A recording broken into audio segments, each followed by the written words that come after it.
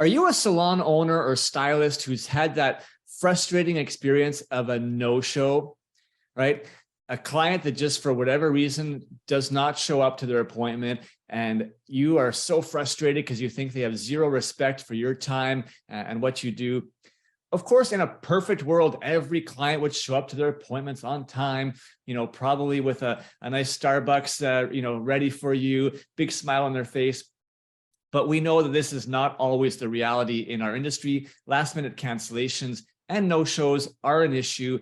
And today I'm going to have the pleasure of interviewing none other than Sarah Perrin, who is not only a salon owner, service provider, but she is also our content manager at Salon S.O.S, but thought she'd be a great person to bring some insights into some of the top guest policies that really every salon should have just to protect, their stylists and overall business from these potential no-shows. So I think you're going to get a lot of value out of this. Let's get right into this episode. Sarah, thank you so much for being here with me today. I think that we're going to delve into a topic here that's so critical. Just tell us quickly why you felt like, putting in place guest policies was really important for your salon company. So I feel like the biggest thing with policies, every business has a policy, like your doctor's office does, your dentist's office does, like every service industry has some type of policy in place to protect their staff, to protect their business, everything like that. And at the end of the day, we teach people how to treat us, right? So I feel like even though having some of these policies feels like an uncomfortable boundary that we're setting, it's so important to set these boundaries and set these policies and stick to them.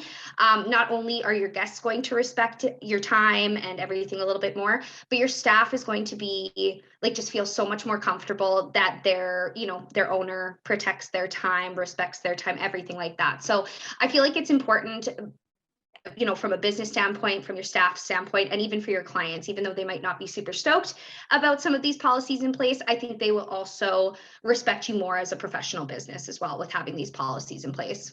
Yeah. And again, sort of to your point, think of businesses in other industries. All businesses have some kind of policies in place to protect themselves. I mean, you schedule appointments, you're blocking off people's time. And, if you cancel, there is, some kind of consequence that needs to be there. And consumers understand this because they're used to it in other industries. So let's delve in a little bit to, specific to the salons. What are some of the key policies that you recommend that all salons should have? What would the first one be that you would share?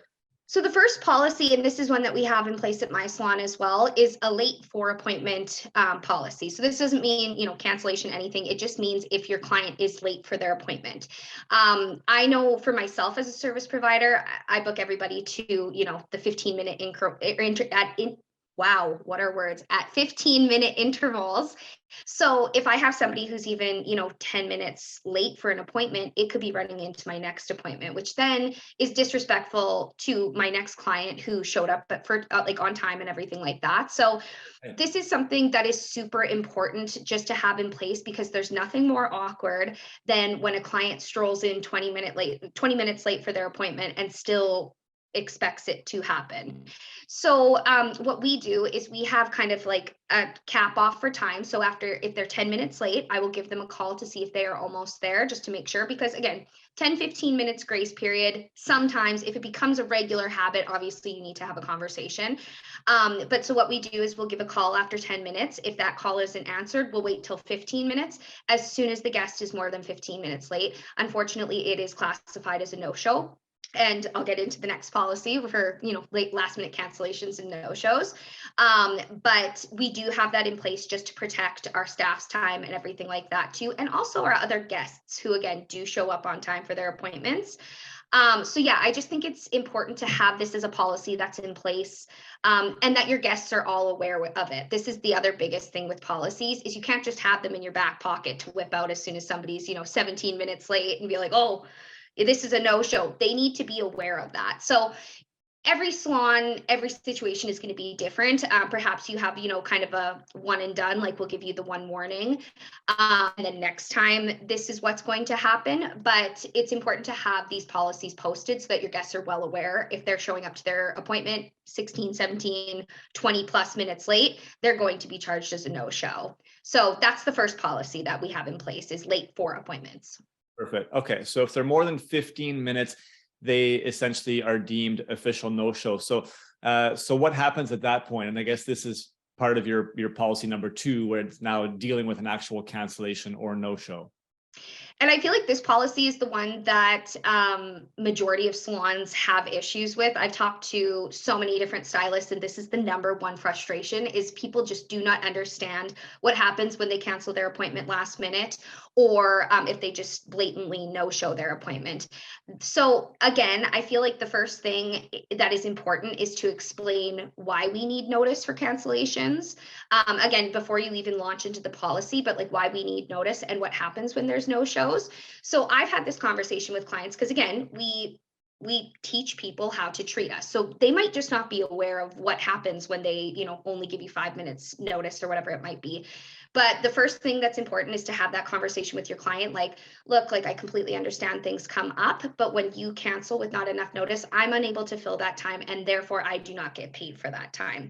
Very few jobs do you have where if something doesn't happen, you just straight up do not get paid for it, right? So they might not understand that. So it's very important just to explain why you need the notice and everything like that. But then for the policy, it is important to have something structured in place for what your cancellation time frame is and what the consequence is if that is not followed. So for example, in our salon, what we'll do is we have a 48-hour cancellation notice where, X% is owed of their appointment if they don't cancel within that amount of time. 24 hours, so less notice, it would be X% of the service is owed before they book their next appointment. And then a no-show, just a straight up no call, no show, that's going to be 100% of the service, because again, your stylist isn't able to fill that time or anything like that, and they still need to be compensated for that time.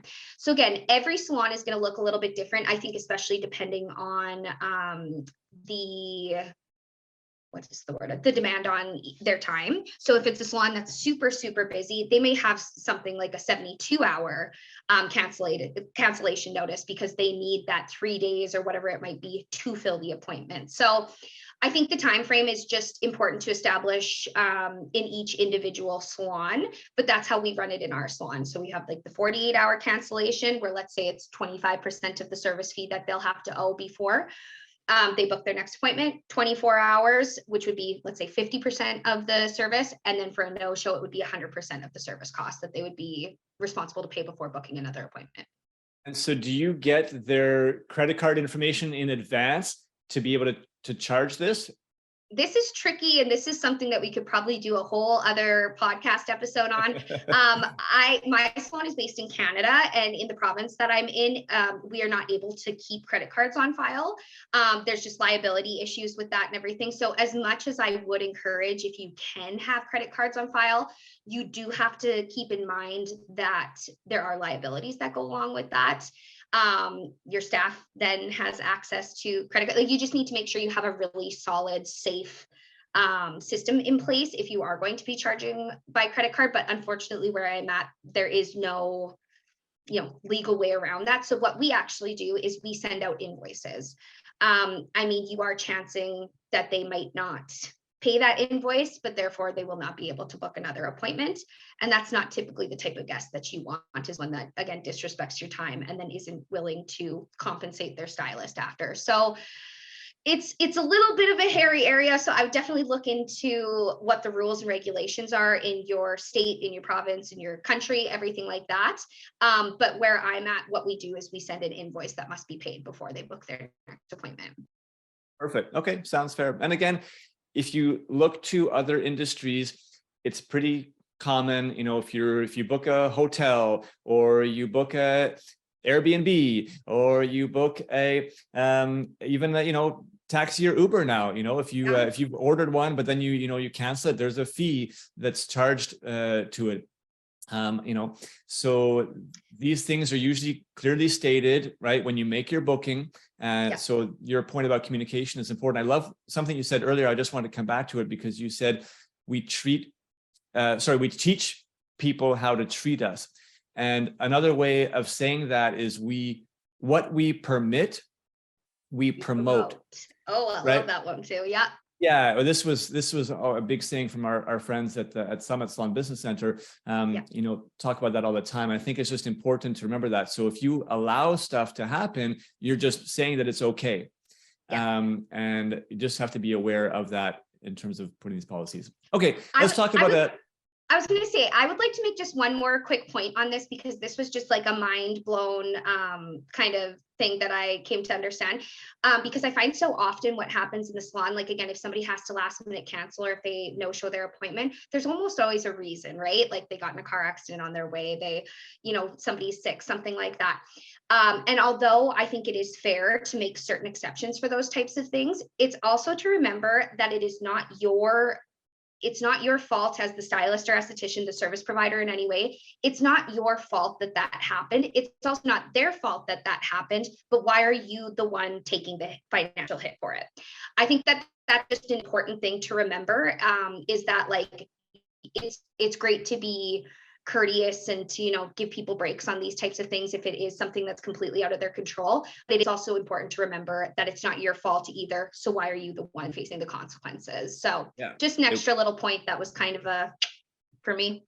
I mean, it might have been out of the customer's control, but it was also out of your control. So there's not a huge difference, and I like that. Why should you be the one always that's suffering the consequences? So anyhow, exactly. So anyways, on to the next one. What's another policy that you recommend salons have in terms of returns or exchanges? Yeah, so I think it's important to have something in place like that, because unfortunately, like, this is the beauty of being in the industry that we are, is a lot of times it is very one-on-one situation where you're doing a consultation and you're able to personally recommend something specifically for that guest. So it does kind of take out a little bit of the guesswork of like, are they actually going to like this? Because you are able to, like, again, sit down with them one-on-one and have a full consultation.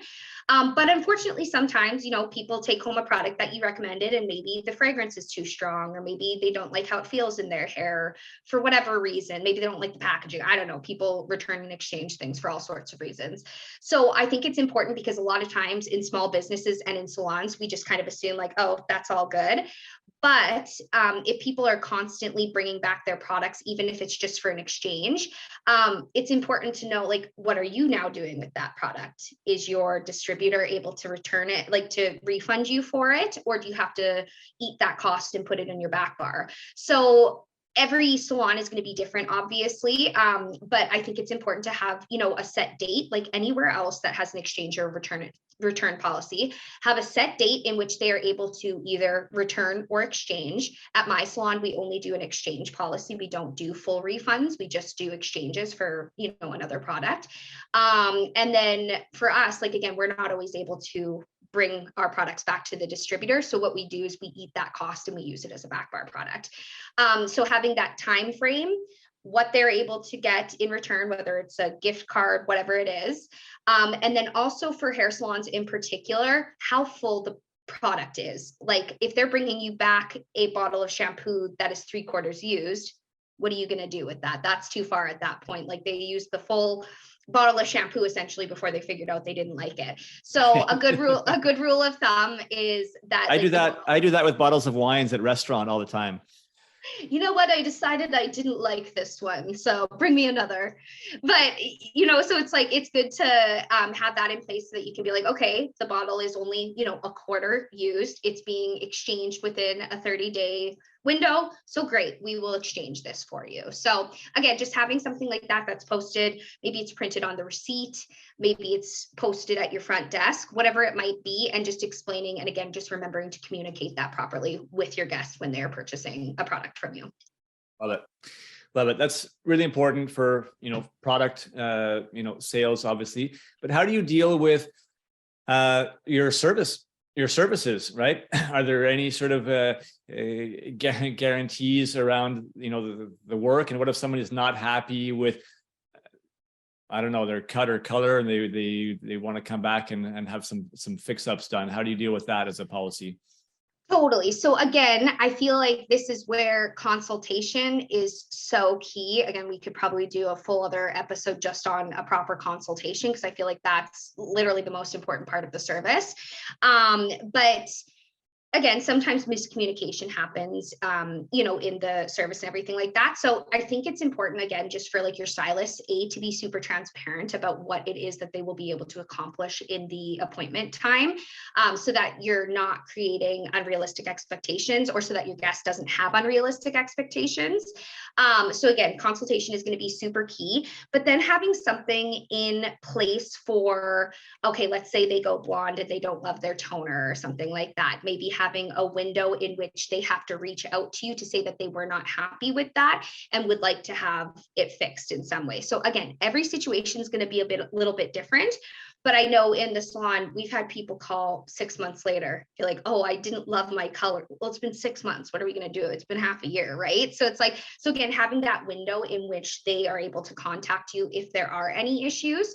And then secondly, and this is something that we have in place, and that I'm sure every stylist has experienced, is that client that is just doesn't sit right with you right from the get-go. You feel like they talk about how they've been to 15 different stylists that have not been able to do their hair right, and all of these different things. You're just not feeling confident, even if you do the best work you can and it looks incredible.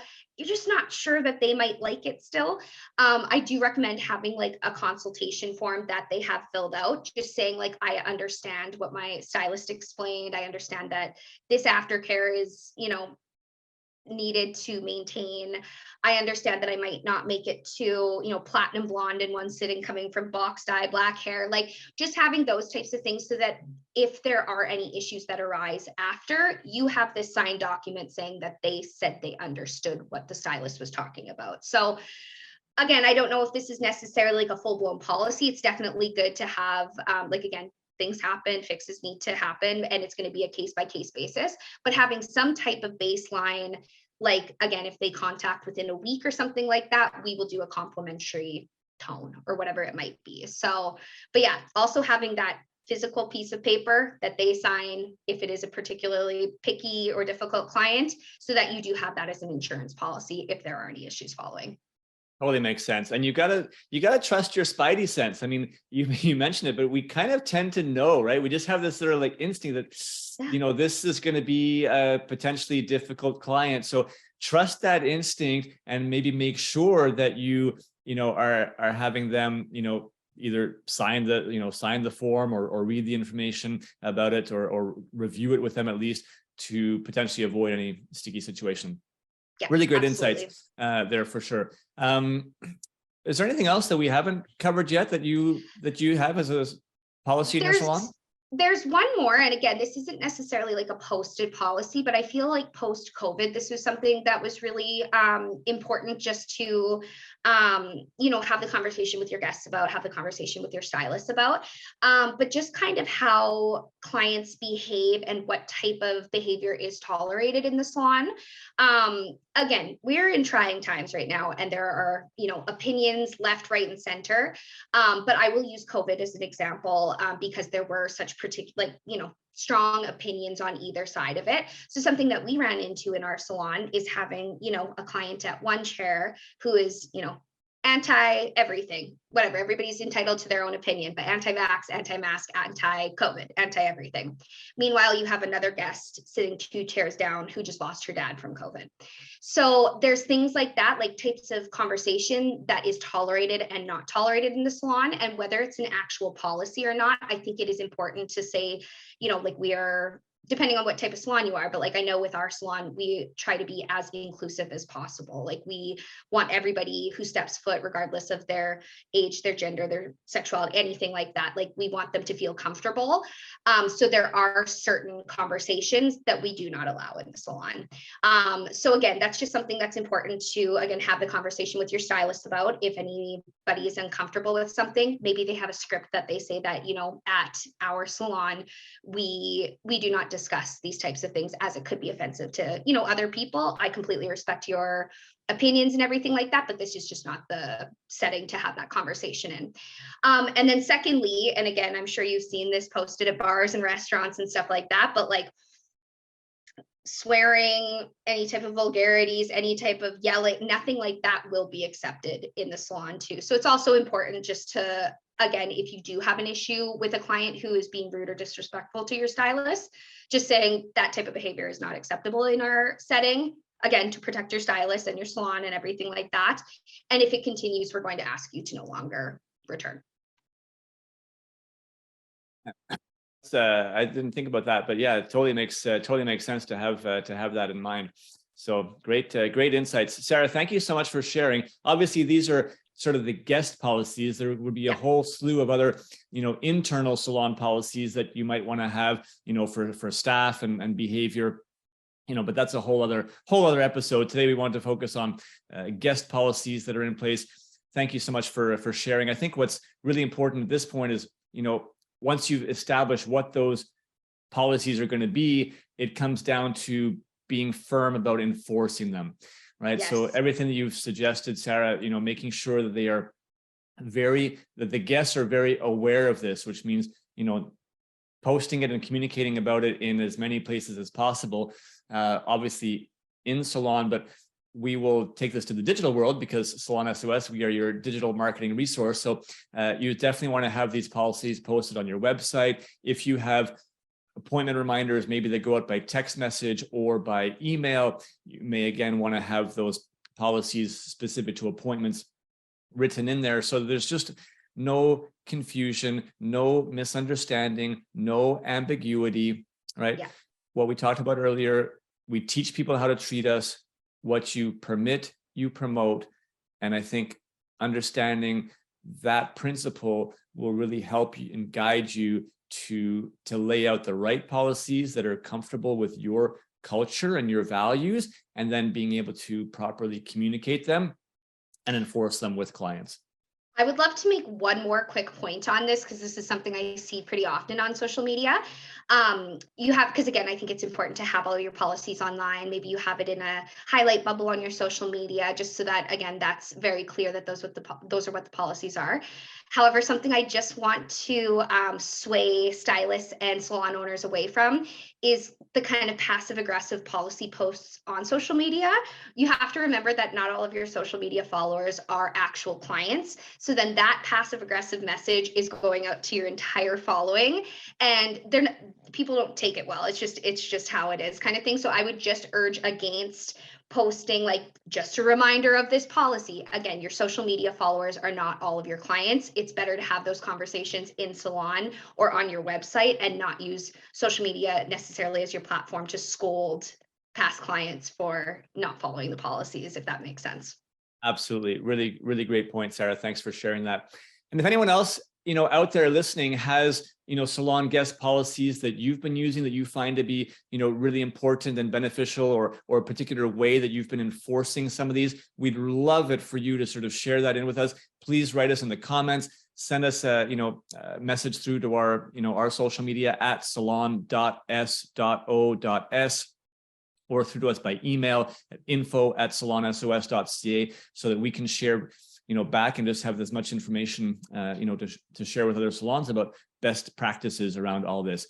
Sarah, thanks again for joining and sharing, you know, your personal experiences and insights, you know, on this important topic with us. Thanks for having me.